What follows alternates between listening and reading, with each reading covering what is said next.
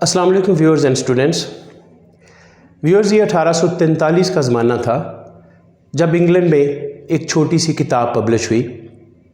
ये किताब इतनी ज़्यादा पॉपुलर हुई कि इंग्लैंड के लोग जब एक दूसरे से मिलते तो एक दूसरे का हाल अहवाल पूछने के साथ साथ ये बात ज़रूर पूछते कि क्या आपने वो छोटी सी किताब पढ़ी है। इसके बाद वो उस किताब पर बात करते, साहिब किताब को दुआएं देते और अपने अपने काम में लग जाते। ये किताब इतनी ज़्यादा पॉपुलर हुई कि अपनी इशाअत के पहले ही दिन इसकी 1000 कापी फ़रोख्त हो गई। अगले मुसलसल 15 दिन तक इसके नाशरीन को हर रोज़ 1000 कॉपी छापना पड़ी। दोस्तों, ये किताब जो है इसका नाम था अ क्रिसमस कैरल और इसको लिखने वाले जो थे उनका नाम था चार्ल्स डिकन्स। चार्ल्स डिकन्स बरतानिया के मरूफ नावल निगार हैं जो 1812 में पैदा हुए और 1870 में इनकी डेथ हुई। चार्ल्स डिकन ने जब अपने अदबी करियर का आगाज़ किया तो उनकी जो पहली 8 शॉर्ट स्टोरीज़ थीं उनका उन्हें कोई मुआवजा ना मिला। उनकी पहली स्टोरी छपी, कुछ ना मिला। दूसरी, तीसरी, चौथी, 5वीं, 6ठी, 7वीं, 8वीं स्टोरी तक उनकी पब्लिश होगी लेकिन कोई मुआवजा ना मिला।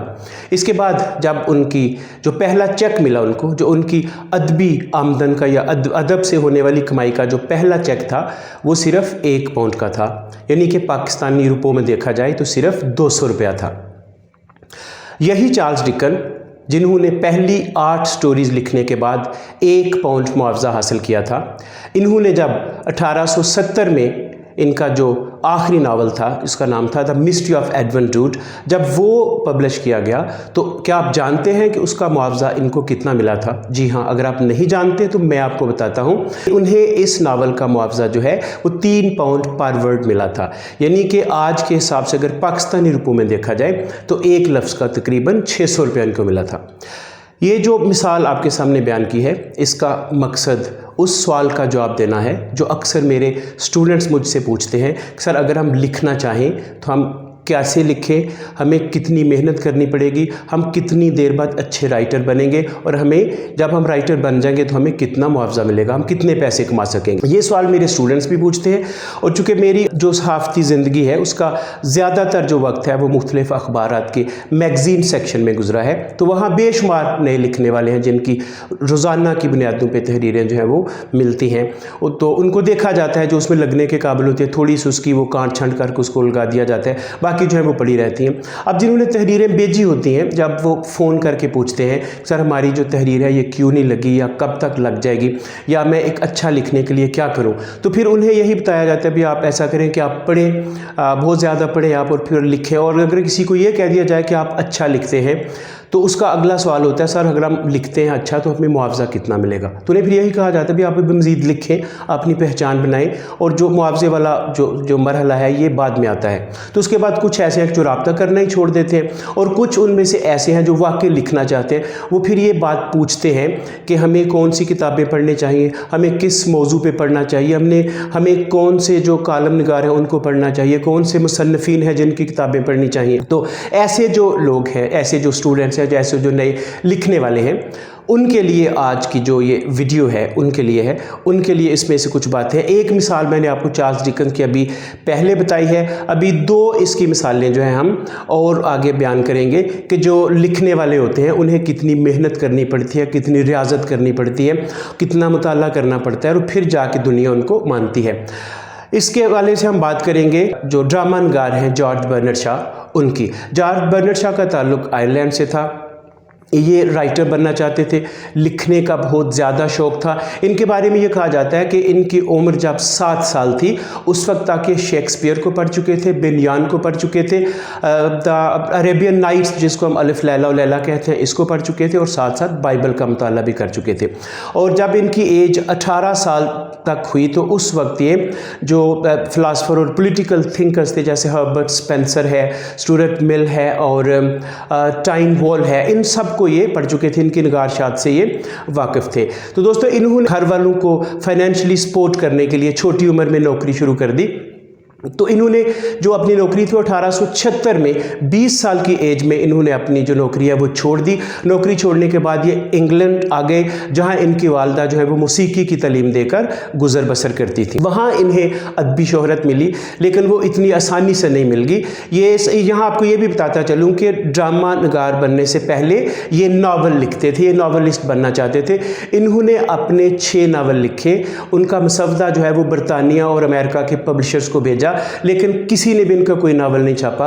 हर पब्लिशर ने इनका जो नावलों के मसवदे थे उनको वापस भेज दिया। हाँ, ये ज़रूर कहा कि हम आपकी जो अगली काविश होगी उसको हम देखना पसंद करेंगे, यानी कि किसी ने भी इनको ये नहीं कहा कि आप नहीं लिख सकते। ये इनके लिए बड़ी हौसला अफजा बात थी।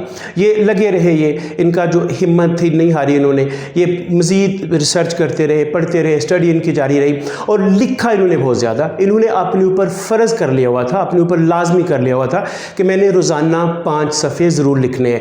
ये ख़ुद कहते हैं जॉर्ज बर्नार्ड शॉ कि मेरे अंदर एक क्लर्क और लिखारी जो है ये इकट्ठा मिल के बैठे हुए थे दोनों, तो मैं रोज़ाना 5 सफ़े लिखता था और जब 5वां सफ़ा पूरा हो जाता था, अगर वो किसी अधूरे फ़िक्रे पे मुकम्मल होता था 5वां सफ़ा, तो मैं उसको वहीं छोड़ देता था और अगले दिन मैं फिर ये जो इनकम्प्लीट सेंटेंस होता था इसको पूरा करता था। ये इनका लिखने का आलम था। इन्होंने अपनी एक इंटरव्यू में भी कहा था, जब उन्होंने ये इंटरव्यू दिया उस वक्त इनकी एज काफ़ी ज़्यादा हो चुकी थी, तो उन्होंने उस वक्त ये कहा था कि अगर मैं ये कहूँ कि मैंने जब से लिखना शुरू किया है कोई भी ऐसा दिन नहीं गुजरा जब मैंने ना लिखा हो, तो ये मुबालगा नहीं होगा, ये बात गलत नहीं होगी। व्यूअर्स, यही जीबी शॉ है कि जिन्होंने जब लिखने का आगाज़ किया 9 साल तक ये लिखते रहे, लेकिन 9 साल में इनकी जो कमाई थी वो सिर्फ 6 पाउंड थी और वो भी इनकी किसी अदबी तख्लीक की वजह से नहीं थी। इन्होंने एक मेडिसिन का इंट्रोडक्टरी एक ऐसे लिखा, उस पर एक मजमून लिखा, तारफ़ी मजमून एक मेडिसिन पे, तो उसके इन्हें 5 पाउंड मिले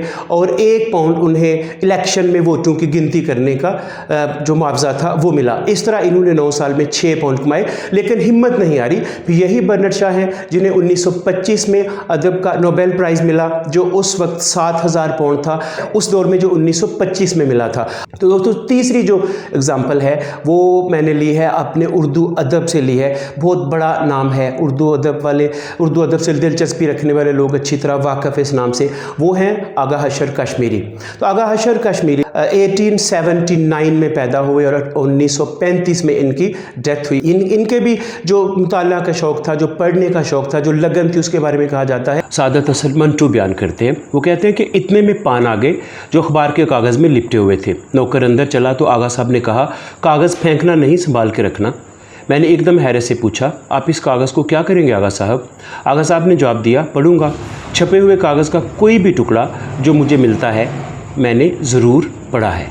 तो ये इनकी एक शिद्दत थी पढ़ने के हवाले से, और तभी तो इन्हें उर्दू अदब का और हिंदुस्तान का शेक्सपियर कहा जाता है, जिन्होंने यहूदी की लड़की और रुस्तम सोहराब जैसे शोहरा फाक ड्रामे लिखे, और अपना जो शेक्सपियर है उनके जो ड्रामे हैं उनको उर्दू का रूप दिया। फिर इन्होंने हिंदुस्तान में उस वक्त अपनी जो है एक ड्रामा कंपनी बनाई, जब जो ड्रामा नगार थे, ड्रामाटिस्ट थे, उन्हें थिएटर का मुंशी समझा जाता था। इनके 1912 में इन्होंने अपनी थिएट्रिकल कंपनी बनाई, जिसका नाम इन्होंने इंडियन शेक्सपियर थिएट्रिकल कंपनी रखा था।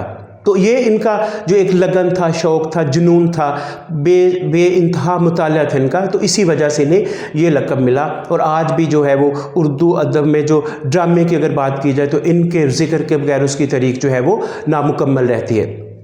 यही मैं कहूँगा अपने जो नए लिखने वाले हैं या अपने स्टूडेंट्स को जो लिखारी बनना चाहते हैं, अच्छा लिखना चाहते हैं, कि आप जिस मौजू पे लिखना चाहते हैं आप उसके बारे में बहुत ज़्यादा पढ़िए। अगर आप कोई अदबी तख्लीक देना चाहते हो, कोई अदबी तख्लीक जो है वो लिखना चाहते हैं, तो डेफ़िनेटली आप जो हमारे उसातिज़ा शायर हैं आप उनको पढ़ेंगे, आप अच्छे अच्छे नावल जो उर्दू के हैं उनको पढ़ेंगे, आप अफसाना पढ़ेंगे, और फिर साथ अगर आप कॉलम नवीस बनना चाहते हैं तो आप पाकिस्तान की तारीख़ के बारे में पढ़ें, सियासत के बारे में पढ़ें, मज़हब के बारे में पढ़ें, उनके वर्ल्ड हिस्ट्री और वर्ल्ड पॉलिटिक्स के बारे में पढ़ें, कि जो भी मौजू आपको अच्छा लगता है, जो भी आपको अच्छी किताब मिलती है, बस उसको पढ़ें अच्छी तरह, उसके पॉइंट्स लें, उनको जहन में रखें, उसके मुताबिक फिर आप रिसर्च करके अपना जो कॉलम है वो लिखें। कि अगर आप कॉलमिस्ट बनना चाहते हैं तो डेफिनेटली आज हमारे यहाँ जो लोग कॉलम लिख रहे हैं, बड़े बड़े अच्छे लिखारी हैं हमारे पास जो कॉलम लिखते हैं, आप उनको पढ़ें। अगर आप मुझे पूछें तो मैं ये कहूँगा 3 या 4 ग्रुप्स हैं, उनमें तकसीम करता हूँ। आप यूँ कह लें कि उनकी जो सीनियरिटी जो है उसके हवाले से, उसमें जो पहला ग्रुप है उनमें मैं रखता हूँ नज़ीर नाजी हैं, अब्दुल कादिर हसन हैं, हारून रशीद हैं, इजहारुल हक हैं। और जो इसके बाद जो ग्रुप बनता है उनमें आपके हसन नसार हैं, उनमें अपना सुहेल वड़ाइच हैं, जवेद चौधरी हैं, हामिद मीर हैं, रऊफ क्लासरा हैं। और फिर जो एक अभी जो अपना ग्रुप है, तीसरा ग्रुप है, इसमें दो लोग बड़ा अच्छा लिखते हैं जिनके एक एक फ़िक्रे, एक एक लफ्ज़ में रिसर्च होती है, मेहनत होती है, रियाजत होती है। वो दो नाम हैं जो मैं आपको रिकमेंड करूँगा। इनका कोई भी कालम आपको मिले आप उसको पढ़ें, उसको अपने रिकॉर्ड का हिस्सा बना लें। ये एक है हबीब अकरम साहब और दूसरे हैं आमिर हाशिम खाकवानी साहब। इन्होंने बड़ी रिसर्च की होती है, इसको आप पढ़ें। और जहाँ तक किताबों के बारे में जानने का ताल्लुक़ है, तो अगर आप किसी कॉलमिस्ट के ज़रिए किताबों के बारे में जानना चाहते हैं तो उसके लिए मैं आपको ये रिकमेंड करूँगा कि आप मसूद अशअर साहब को पढ़ें।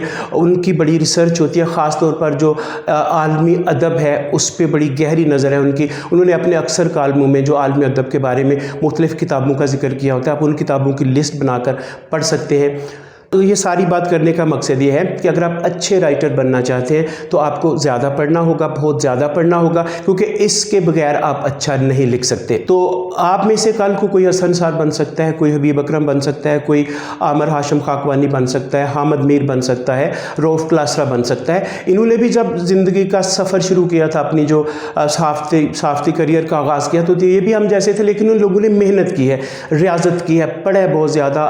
उन्होंने अपनी जो रातों की नींद दी है, तब जाके उनको ये स्टेटस मिला, उनका इतनी ज़्यादा उनकी रीडरशिप है। और अगर आप ये समझते हैं कि आप एक कॉलम आज अखबार को भेजें, वो आपका कल लग जाए और आपके हज़ारों लाखों जो हैं वो आपके रीडर्स बन जाए, तो ऐसा नहीं होता। इतनी आसानी से ये बात हाथ नहीं आती। लिहाजा आप जो है वो ज़्यादा से ज़्यादा पढ़िए, अपने लिखे हुए को दोबारा पढ़ें, उसकी काट छांट करें, तराश खराश करें, उसकी एडिटिंग करें, उसको फिर दोबारा लिखें नए सिरे से, फिर उसकी एडिटिंग करें, फिर लिखें और फिर उसको फाइनलाइज करें।